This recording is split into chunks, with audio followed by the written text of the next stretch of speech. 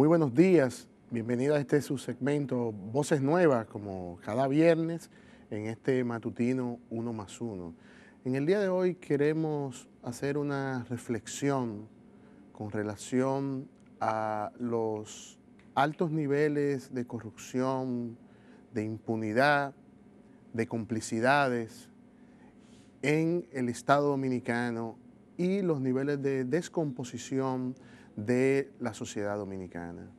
Ciertamente los últimos hechos registrados que han consternado a la sociedad dominicana se convierten en un indicador, en una nueva evidencia de la necesidad de impulsar grandes transformaciones en la República Dominicana. Cuando la corrupción crece, no se sanciona, no se castiga y los niveles de impunidad cruzan los límites y podemos hablar de complicidad. Esa complicidad que impide perseguir, controlar, sancionar, profundiza los niveles delincuenciales en cualquier sociedad. Muchas veces cuando hablamos de la delincuencia, inmediatamente nos ubicamos y nos referimos a esa delincuencia común, esa delincuencia que por distintas razones, jóvenes de nuestros barrios humildes, pobres, excluidos, se ven involucrados. Pero también se utiliza como un mecanismo que hace víctima y revictimiza a estos jóvenes sin querer justificar los actos delictivos o su participación en actividades y hechos ilícitos. Pero muchas veces se estigmatiza, muchas veces se discrimina. En muchas ocasiones cuando se habla de la delincuencia, algunos hablan duro y fuerte, incluso dan en las mesas. Pero cuando se habla de la delincuencia, de esa delincuencia de los excluidos, de los pobres, de los marginados, de las víctimas del sistema que lo empuja. Pero muy pocas veces se habla o se quiere hablar de lo que nosotros hemos denominado la delincuencia política. La delincuencia política es aquel sujeto que desde una función pública, desde la participación en instancias políticas, pues delinque. La delincuencia política cada vez es más frecuente en todas nuestras instituciones. Y esa delincuencia política se manifiesta de distintas maneras. Y ese afán de lucro de la delincuencia política, de perpetuarse en el Estado, de enriquecerse, pues cada vez lo lleva a acciones más desagradables. Y siempre tenemos que hablar de esa delincuencia política que tanto Jonathan como yo, desde hace mucho tiempo, hemos venido describiendo, combatiendo y colocando en el imaginario de la gente que cuando hablamos de delincuencia, tenemos delincuencia de cuello blanco y que no aceptamos aquellos conceptos que buscan discriminar cuando se habla de esos perfiles sospechosos.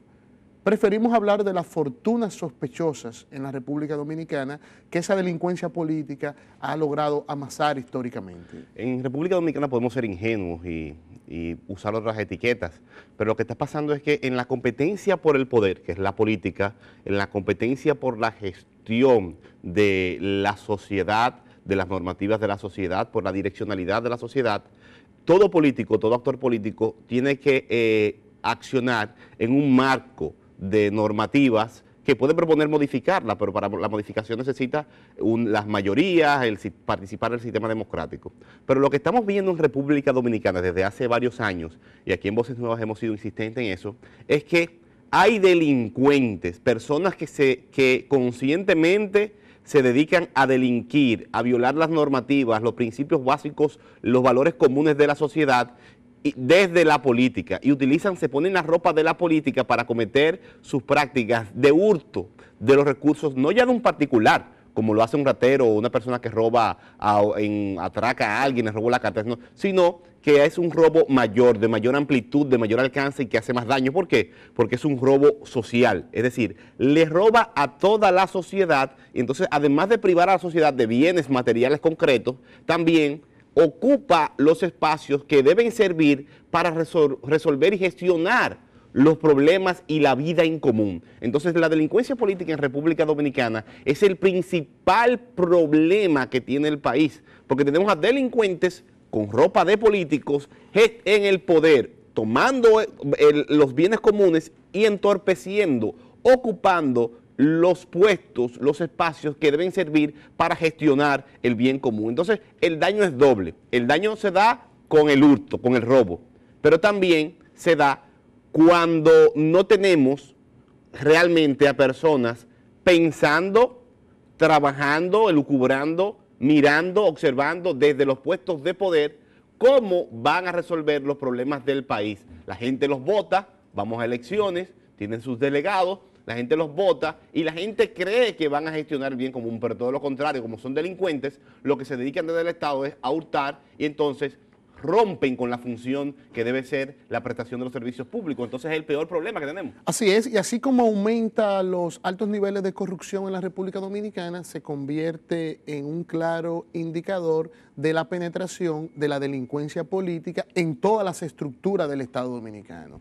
Y esa delincuencia política en muchos casos tiene sociedad con la delincuencia empresarial, que de esa estaremos hablando también en un próximo segmento de Voces Nuevas. Hoy nos queremos concentrar en esa delincuencia política por el daño que genera, pero esa delincuencia política tiene la capacidad de capturar las instituciones del Estado, impedir, obstruir que se le investigue, impedir que se le sancione, y esa delincuencia política pues es responsable, además de enriquecerse de forma ilícita, de generar niveles de empobrecimiento a la mayoría de la población. Entonces, este fenómeno de la delincuencia política y cómo se ha enquistado en el Estado, cómo ha asaltado el Estado, es responsabilidad de la ciudadanía, pues poder enfrentar. Es el momento de adecentar la actividad política en la República Dominicana y aquellos que con sus prácticas de enriquecérsele,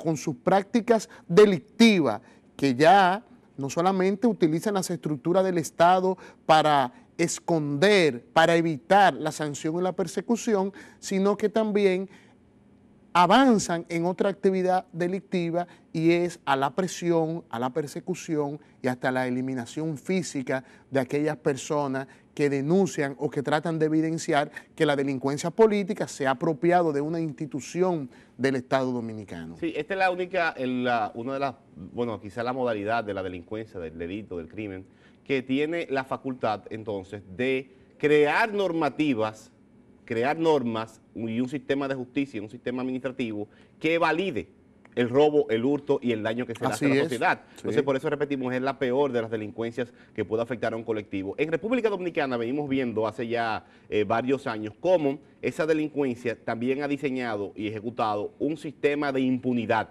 para, además de robar, cuando se sepa que roban, que hacen daño y se identifiquen y se señalen, salir por la puerta de atrás sin pagar ningún tipo de consecuencia. Ahí está el caso de la OISOE, el caso de Darío Contreras. Todavía se está discutiendo qué pasó con Pimentel Caré, por qué lo sacan por la puerta de atrás, dónde está Pimentel Caré, qué está pasando con los Tres Brazos, dónde están los sometimientos, el caso del CEA, qué ha pasado con el caso de los supertucanos.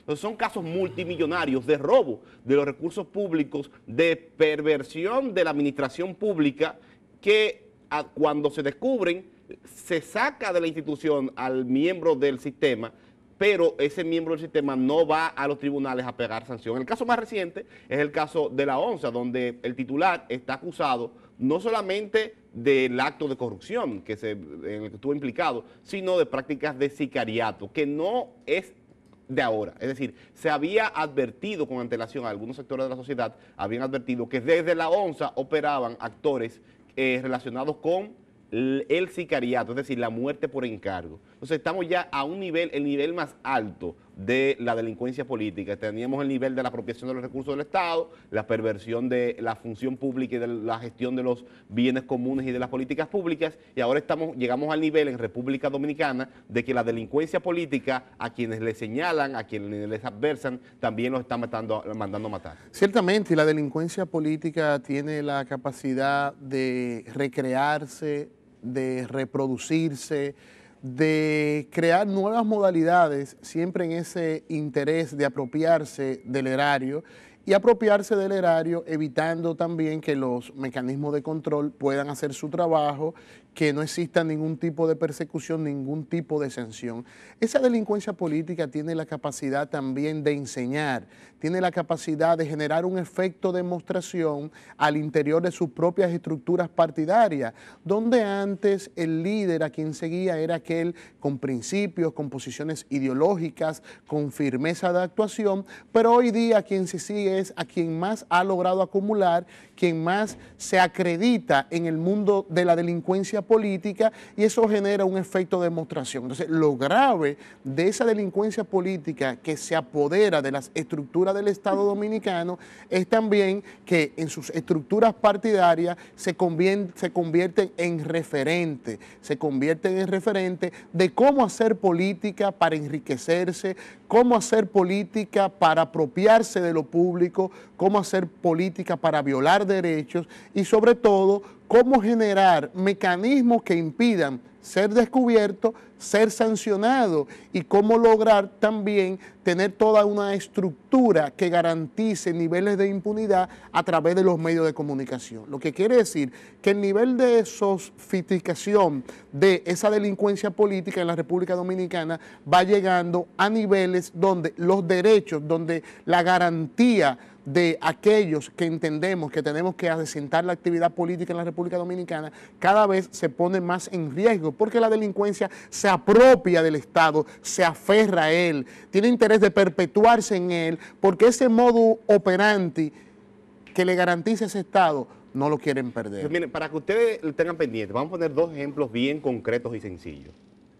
El caso de Junior Ramírez y la declaración que hace el Ministerio Público cuando ya tiene un domingo en la tarde, eso es estratégicamente pensado para incidir en la opinión pública, las pruebas iniciales y hacen la rueda de prensa. ¿Qué es lo primero que hace el Ministerio Público? Y reproduce entonces el sistema de bocinas que tiene la delincuencia política en República Dominicana. Que el caso de la extorsión, que a él lo mataron por extorsionador. Al Ministerio Público le corresponde hacer la investigación de quién lo mató, cómo lo mató, en qué circunstancias.